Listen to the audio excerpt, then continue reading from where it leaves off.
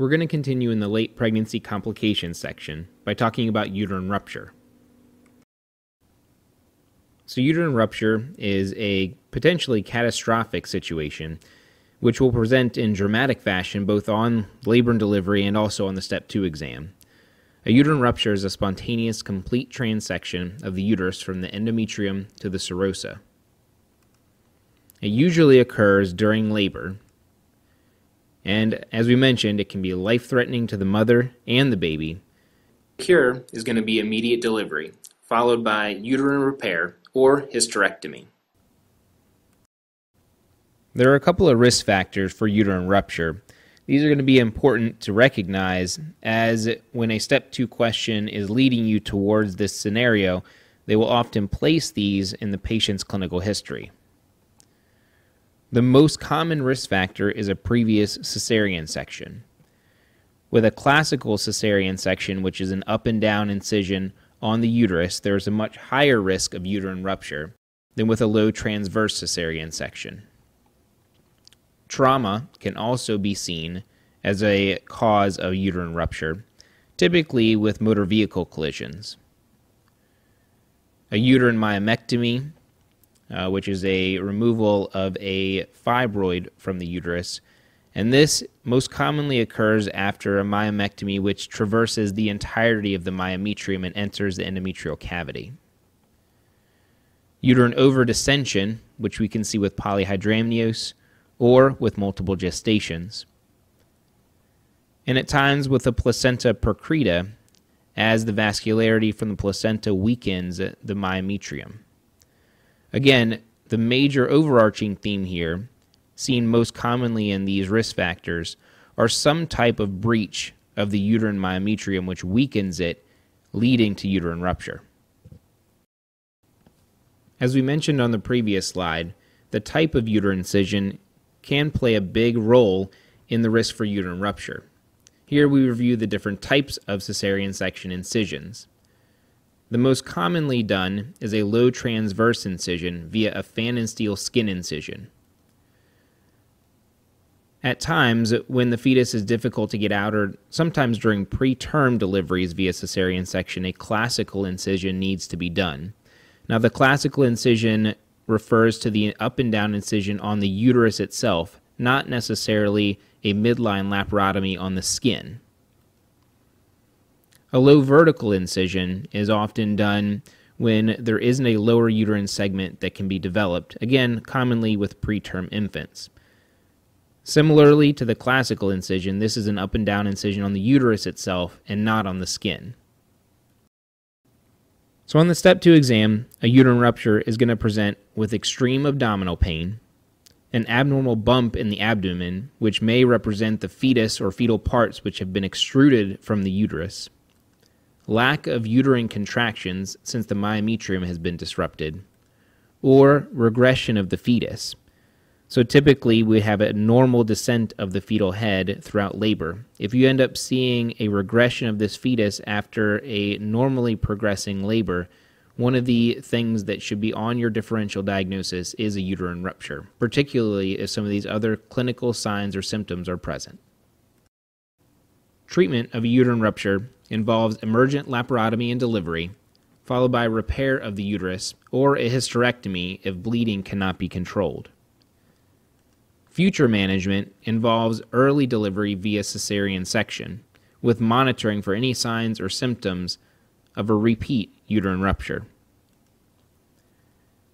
Now, it's important to recognize this distinction. So, uterine rupture requires immediate laparotomy versus simply just a cesarean section. The importance is the difference in skin incision. You'd want to do a midline up and down laparotomy if you suspect a uterine rupture rather than a fan and steel skin incision, which is down in the bikini line. The reason being is that the baby may no longer be in the uterus at all but floating in the abdomen, and you wouldn't be able to access the fetus well through a fan and steel skin incision. Next, we'll discuss an important Step 2 topic, RH incompatibility. So there are two important definitions to go over first. RH incompatibility is when the mother is RHD negative. and the baby is Rhd positive as a result of paternal inheritance. Generally, it's not a problem in the first pregnancy, as the mother doesn't have any antibodies to the foreign Rh-positive blood. However, when the baby is born, fetal blood cells can cross the placenta into the mother's bloodstream, and this can lead to isoimmunization. So Rh isoimmunization is when fetal RBCs cross the placenta as the result of a delivery, an abortion, which can be threatened, spontaneous, elective, or an ectopic pregnancy, as a result of bleeding from a previa or an abruption, during an amniocentesis, or during trauma, such as a motor vehicle collision. Maternal antibodies are then formed to the Rhd antigen. And this becomes important when the mother gets pregnant for the second time, as her antibodies can attack the Rh-positive baby. So what is the clinical significance of Rh incompatibility? As we mentioned, there's a difference in what we see in the first pregnancy and the second pregnancy. In the first pregnancy, the newborn will manifest with mild anemia and hyperbilirubinemia, whereas in the second pregnancy, maternal antibodies will attack the second Rh-positive baby. This attack leads to hemolysis of fetal red blood cells, or hemolytic disease of the newborn. Now, there's an important physiologic connection here, and one that the Step 2 exam may very well test. As with all antibody-mediated immune responses, only IgM is initially made. The importance here is that IgM does not cross the placenta, and it takes time to make IgG. So in the first pregnancy, we have primarily an IgM-mediated immune response, which doesn't affect the newborn in any great way. However, with the second pregnancy, IgG already exists in the maternal serum, and this crosses the placenta, adheres to fetal red blood cells carrying the Rh antigen, and the red blood cells are destroyed via complement-mediated pathways, resulting in hemolytic disease of the newborn. A brief review of hemolytic disease of the newborn. It's characterized by fetal anemia, which results in extramedullary production of red blood cells. Since the baby's bone marrow is not able to make enough red blood cells, the liver and spleen begin to help out. As a result of all of the hemolysis, we have a hugely elevated heme and bilirubin levels. As a result of the hugely increased toxic breakdown products and the fact that there aren't enough blood cells in the circulation, we see two important end results. First, bilirubin can be neurotoxic. In fact, elevated bilirubin levels lead to kernicterus, or deposition in the basal ganglia, which can cause permanent neurologic symptoms and permanent death. Second, we see a high output cardiac failure, also described as hydrops fetalis. It's important to understand some of these physiologic background items, as it may show up even on pediatric questions on the Step 2 exam. So Rh antibody screening is an important component of prenatal care, and every pregnant patient is screened at the outset of the first prenatal visit. If the Rh antibody screening is negative, we go down an algorithm based on the antibody titers. If the antibody titer is high and shows that the patient is sensitized, further monitoring is indicated, and we'll review that later. If the antibody titer is negative, the patient is unsensitized. Those patients need to receive RhoGAM at 28 weeks gestation, as well as at the time of delivery or any other time bleeding occurs during the pregnancy. If the patient is Rh positive, they're not at risk for isoimmunization, and no further screening is indicated.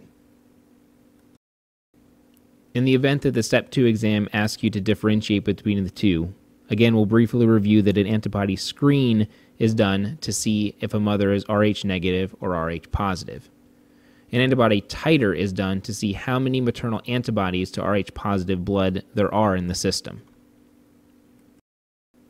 An important concept to remember, both clinically when you're taking care of pregnant patients and on the Step 2 exam, is that RhoGAM is indicated for all Rh unsensitized patients.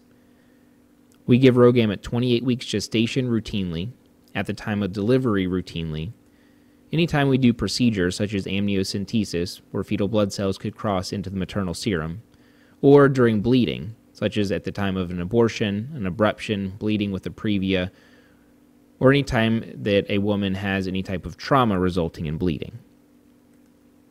Again, unsensitized women are those who have no anti-Rh antibodies present in their serum when you do the antibody screen. So whenever anybody has an antibody screen that's positive, we go ahead and get an antibody titer. If that titer is greater than 1 to 4, the patient is considered sensitized. If it's greater than 1 to 16, many clinicians would consider a treatment algorithm, as this may be a critical titer, although some would wait until a titer of 1 to 32. Now remember, a quote-unquote critical titer is a titer that is associated with severe fetal hemolytic disease or hydrops fetalis. Titers in and of themselves provide no clinical information about the fetus. If the antibody titer becomes greater than 1 to 16, it becomes important to determine the paternal rhesus type. If the father is determined to be homozygous positive for Rh factor, the fetus has a 100% chance of being affected, and we need to proceed to the treatment algorithms. If the father is heterozygous, or we have unsure paternity, fetal genotyping can be performed on chorionic villi, amniocytes, or fetal blood. If the father is homozygous negative, no further treatment is necessary. Once we've determined that the antibody titer is greater than 1 to 16 and that the fetus is Rh antigen positive, we can proceed with one of two treatment algorithms. The one most commonly used in modern practice is middle cerebral artery Dopplers. Once the peak middle cerebral artery velocity is greater than 1.5 multiples of the median, we would proceed with cortocentesis and transfusion if the fetal hematocrit is below 30%. Once we've determined that the antibody titer is greater than 1 to 16 and that the fetus is Rh antigen positive, we can proceed with one of two treatment algorithms. The one most commonly used in modern practice is middle cerebral artery Dopplers. Once the peak middle cerebral artery velocity is greater than 1.5 multiples of the median, we would proceed with cortocentesis and transfusion if the fetal hematocrit is below 30%. Middle cerebral artery flow is related to the viscosity of the blood. In the setting of fetal anemia, blood is less viscous due to fewer cells, and therefore the velocity of the blood increases. So we know if the MCA Doppler flow reaches a certain point, then we can go ahead and recommend percutaneous umbilical blood sampling as described in the algorithm. If a critical titer is found in an Rh positive fetus and there are no MCA Doppler capabilities, an amniocentesis for fetal cells can be evaluated under the spectrophotometer for bilirubin. These levels are plotted on a curve called the Queen Anne curve. If levels fall in the indeterminate zone, a repeat amniocentesis can be performed in 2 to 3 weeks. If they fall into the affected curve, a repeat amniocentesis is performed slightly earlier.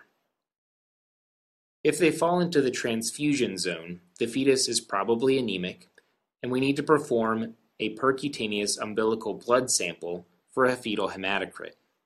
If the hematocrit is less than 30%, we would perform an intrauterine transfusion.